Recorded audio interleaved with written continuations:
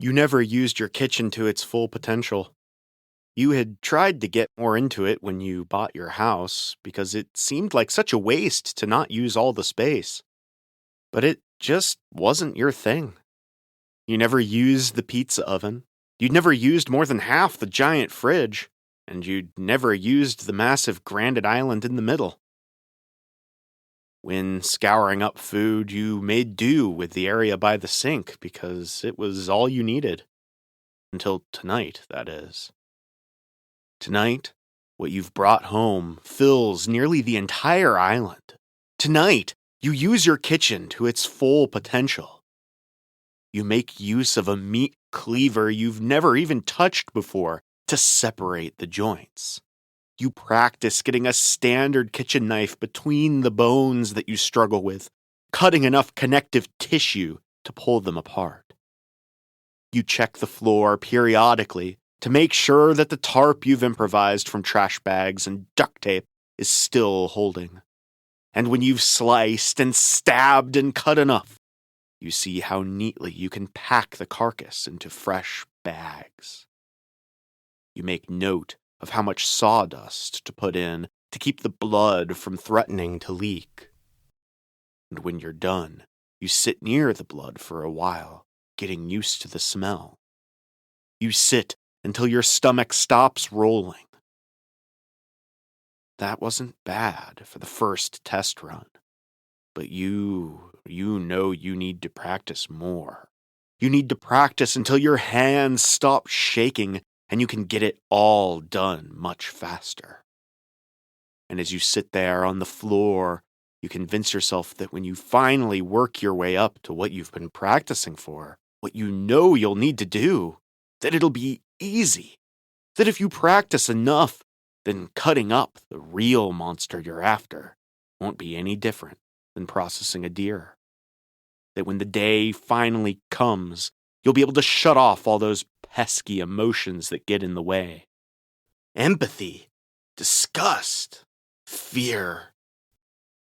You tell yourself that you can practice your way into acting enough like the monster to finally slay it once and for all. You look at those bags all piled up on your kitchen floor, and in them you imagine not the deer, but instead the podcast inside your house.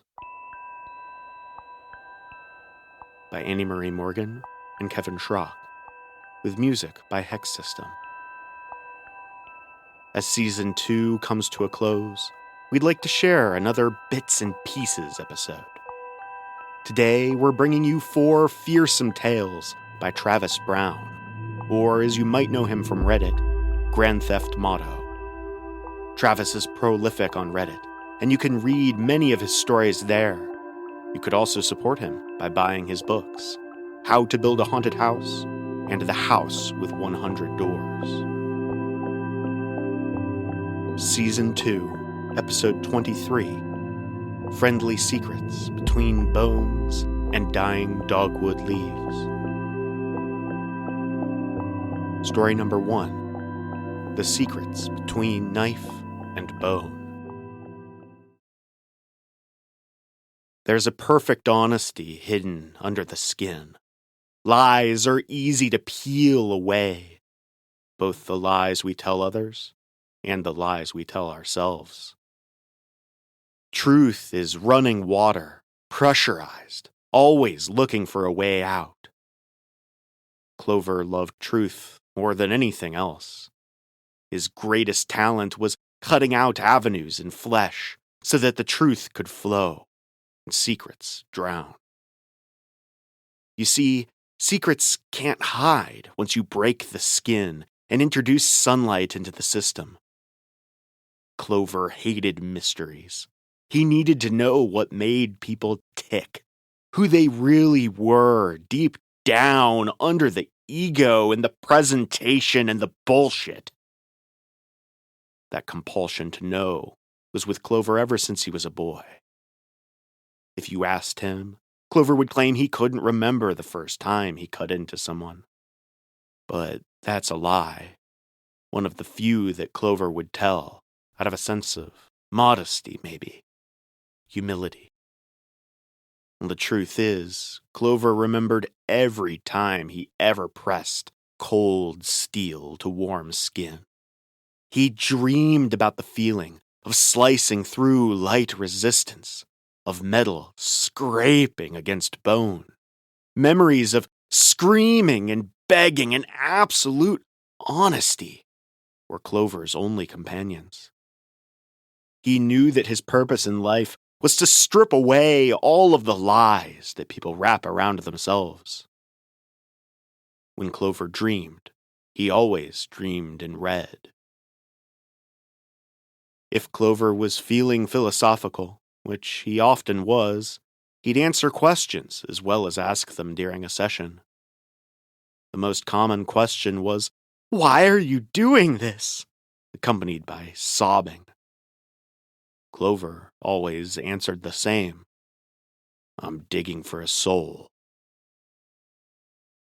Clover's most recent session, an old man taken from a Costco parking lot, was an unusual one. The old man never once shrieked or whimpered or attempted to bargain. He simply sat and bled far more blood than Clover guessed such a worn-out thing could contain. And as the man stained the plastic sheeting under him stoplight red, he stared up at Clover. He didn't ask why or what Clover was doing. His questions were sharper. "Who are you?" the old man asked. "What are you?" Clover didn't know. After the old man was finally out of blood, Clover sat down in the little scarlet pool he'd let loose. Clover chose his favorite knife, a straight razor with a walnut grip. "Who are you? What are you?" Clover wasn't sure. He hadn't ever thought to check. Such an oversight. As the razor kissed skin, Clover smiled. Soon enough he would know his own secrets, buried between knife and bone. He would work quick and clean, doing what he was put on this earth to do. Digging for a soul.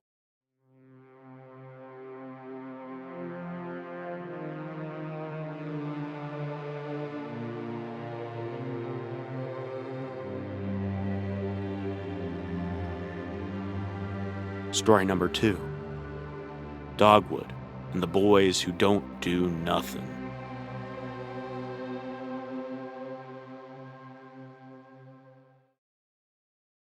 The town never much cared for Dogwood and his boys. They were the closest thing that Claxon, Maryland, population 414, had to a gang. But they were harmless. That's what everyone said. A more harmless bunch of layabout, cloud-watching chair polishers you'll never find. That's what everyone said. But Dogwood was a dreamer. Tall and lean, with oak eyes, he would sit by the creek and fish with the boys and ponder on the peculiarities of life. He was the philosopher's mind, a puzzle picker, a lover of riddles and rhymes. And more than anything, Dogwood was a lover of love itself. During the autumn that he turned 33, Dogwood found himself infatuated with the mayor's daughter. Her name was Laura Lane. The affection struck from nowhere, like an arrow dropping from a clear sky. But once love had Dogwood gripped, he was helpless. He was not a handsome man, though his face held a slow cleverness, and his laugh had a way of spreading. Once his heart and mind were fixed, Dogwood did his best. He spent an afternoon picking Laura Lane the best wildflowers he could find around the creek. After Dogwood presented the bright, white, yellow, and blue blooms to Laura Lane, he waited. She only laughed. "Not if you were the last man in Claxon," Laura Lane said. "It's damn rotten the way the town treats us," Dogwood told the boys later. They look at us like we ain't even people, Tor replied. Hannah and Kat nodded along. Well, if they don't regard us as people, maybe we should be something else, Dogwood said. First, the wild animals began to disappear around town. Then, the tame ones. Dogwood and the boys camped out at the creek. Folks stopped going around that part of the forest, and those that did swore they saw Dogwood and the others dancing naked around a bonfire. Hearing all the rumors, Laura Lane became curious, and one night snuck down to the water to watch. They boys were indeed dancing around a fire. Jagged shadows like shattered teeth whipped back and forth. Laura could smell them from where she hid among the elm trees. Thick, wet, and aggressive, the odor crashed against Laura. She thought of roadkill and rain. The figures around the fire were shaped like human things, but they didn't move human, sound human. They snapped, and they shivered and jerked. They howled. One stood laughing, while another dug at the ground with their hands. Laura left the creatures to their night games and returned to town. The disappearances began the next day. Children at first. Parents would look out windows to find empty yards where empty yards should not be. Kids stopped going out at night. Then they stopped going out at all. But still, each day the puddle of youth evaporated from the town of Claxon. Now the folk there didn't simply accept that. They suspected Dogwood and the boys from the start. No one called them harmless any longer. No one laughed. Least of all Laura Lane. As the mayor's eldest daughter, it fell to her to lead the first mob down to the creek. All they found were gnawed bones and excrement. Small bones, mostly, but no sign of Dogwood or the others. Soon enough, there were no more children in Claxon. After that, the adults began to vanish as well. Maybe some left, feeling the town somewhat cursed. Others, though, pieces were found. Leftovers. No matter how hard the mob searched, there was seen neither hide nor hair of Dogwood, until one chilly evening in October. He marched into town just as the sun was draining, and the sky was cooling blue. Dogwood led a gruesome parade down Main Street. There wasn't much of a man in him anymore. He was covered, crown to sole, in stolen fur, a variety of shades. Behind him came Tor, with darker fur and a wolf's head where the human one used to sit. Cat followed, bristling with feathers, whistling, warbling. Last came Hannah, wrapped in vines, her arms crawling with kudzu. Her skin was bark, and she left a trail of leaves. The group stopped in front of Town Hall. Laura came down the marble steps to meet them. Her father was gone, taken or fled the night before. All of the streets and buildings were empty. Not a soul in Claxton. Only Dogwood, his boys, and Laura Lane. Dogwood stood waiting, swishing his tail back and forth. His face was a dog's face in most ways, but his eyes were newborn blue. And when Dogwood smiled, Laura saw his teeth were tiny and fresh white. He turned to Hannah and plucked flowers from her tongue. The petals were dead, and the stems stank like roadkill and rain, Laura thought. Dogwood held out the flowers. Laura watched them wilt. Then she met Dogwood's harvested eyes and giggled. "I've always considered crocodiles lovely creatures," Laura said. Dogwood smiled and offered his arm. The whole filthy lot of them were last observed near the creek, doing nothing at all.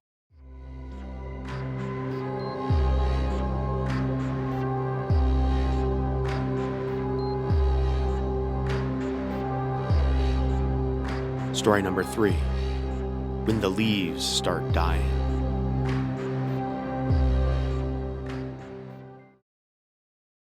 Dear Matilda, when the leaves start dying, my mind always finds its way back to you. Do you remember that time we went into the pumpkin patch outside of Easton? The rain came and drove us into the forest, where we saw shadows dancing between the trees. Was that real? Or a dream masked as a memory? The leaves die, then the wind shifts, crashing in from the east over the Atlantic. Ghosts blow in with the breeze, torn and cold. I'll walk through them, brushing away as they stick to my jacket like spiderwebs. Some I'll carry with me, but you wouldn't know them as them from what remains. Do you remember the orchard we picked apples at that October, before you got sick? Remember the faces we saw in the trees, the way bones pressed through the trunks like compound fractures? It's not the faces that stayed with me, but the shape of the elms and oaks and silver pine, the way their spines would flex with the wind, and how they would sigh as we passed, hand in hand. Do you think it was envy, or did they sense you leaving? When the leaves start dying, I turn my face to the autumn sun, bright but fading. The sky is still wide, yet coming closer each day. One night, soon after, I'll feel that familiar drop and pressure. Winter's first knock, before she takes her boot to the door. I'll pour a drink and walk outside under the moon that's there, or the space where it should be. The tools are already in the trunk. It's a short drive to the cemetery. Once I'm parked, I'll place my hand against the wall, but the stone won't feel like stone.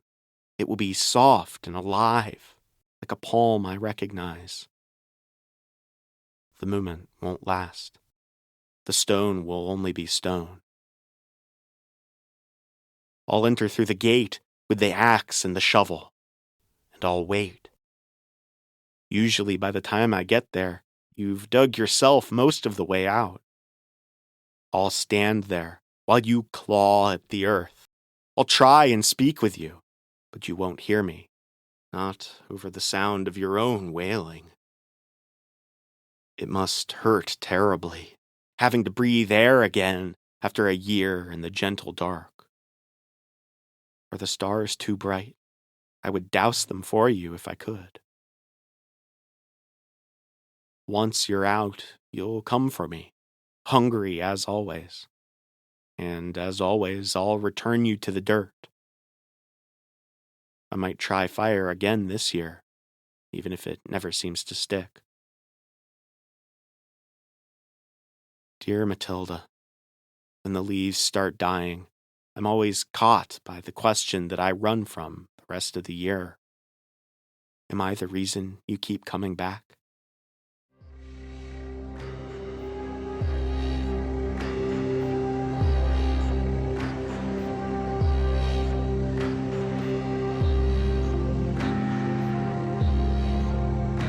Our final tale this episode is also our first story written just for the show by an outside author, which is a very exciting milestone for us. Travis Brown has always been a huge supporter of new writers, and we'd like to thank him once again, not only for helping with this episode, but also for all the support he's shown to new writers trying to navigate the indie horror scene. And so without further ado, please enjoy story number 4. Happy, friendly people.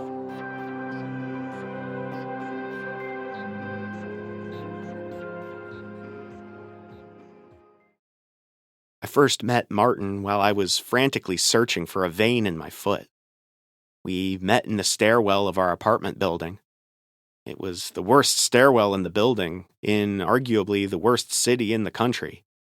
And that combined awfulness is why I think it took me a few minutes to understand that Martin wasn't human, only human-shaped.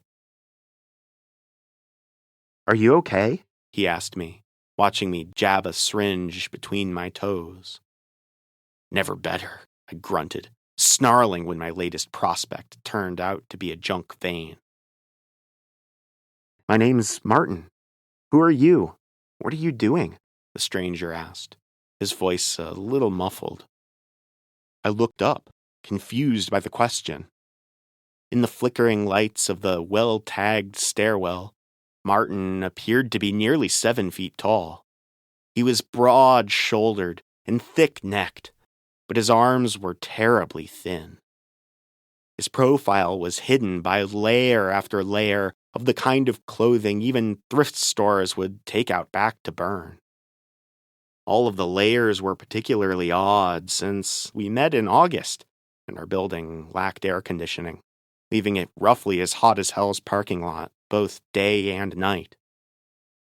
Martin wore a baseball cap and a stained blue medical mask, and he smelled like the dumpster outside of a hospital.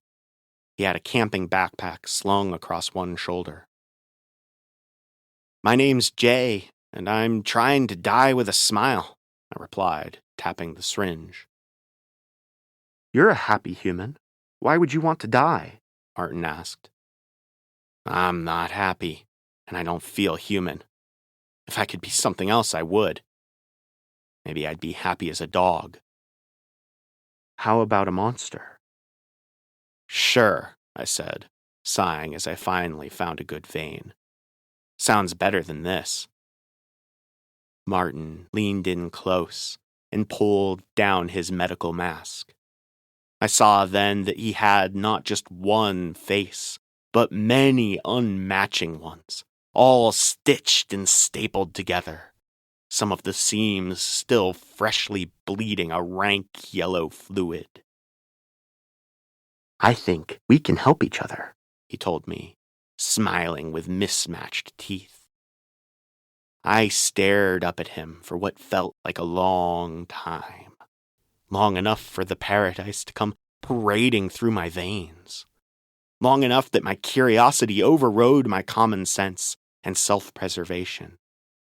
Long enough that I agreed to follow Martin back to his apartment. It felt like a fever dream, moving through the dirty hallways of our sweltering building. The entire place was more shit than mortar, as my dad would probably say if I'd ever known him. I floated in a warm trance through the tall thing's door and into his dark rooms. There was no furniture in his apartment, no signs of life, and the only light came from a neon sign flashing outside one window. In that strange glow, I watched Martin spill the contents of his backpack onto the floor. Out came faces, a dozen or more, most still wet. Dead, dumb expressions stared up at me without eyes. "I like people," Martin explained, shifting through the faces reverently. "I've always wanted to be people. I haven't found the right one to be yet, but maybe I could be you." The drugs had me in their tender clutches, and no shrill shriek of danger could penetrate the cotton candy fog of Fent. I smiled at Martin, a little drool on my chin. "But if you become me, then who would I be?" I asked, feeling as if I was posing some timeless riddle. Martin's grin got wider. "Maybe you could be one of these." He gestured at the flesh on the floor. Maybe one of them has the life you'd want. And if you're still not happy, well, you could try being a monster. Do you agree? Not understanding the situation, but not wanting to offend my new friend, I nodded enthusiastically. Martin let out a pleased croak and clapped me on the back. Then he grabbed me with those thin, strong arms. He dragged me into the bathroom and left me in the tub. I fell asleep for a moment and woke up to find Martin pulling out the skin of my cheek so that he could saw under it with a sharp knife. I was too high for pain, but I did feel the unusual sensation of the skin parting. Martin peeled and pulled until my face came free with a sticky pop. I fell asleep again as he returned with a thick thread, a needle, and a few options from his bag to replace what he'd taken. I woke up some hours later in the hospital. I woke up screaming. I'm not sure if there's a day that's gone by since then that I haven't screamed, but it all blurs together. The face Martin gave me didn't take, and now it's too late to get mine back. I hope wherever Martin is, he's happy with my face, and that he won't feel the need to look for another, because that will leave more for me.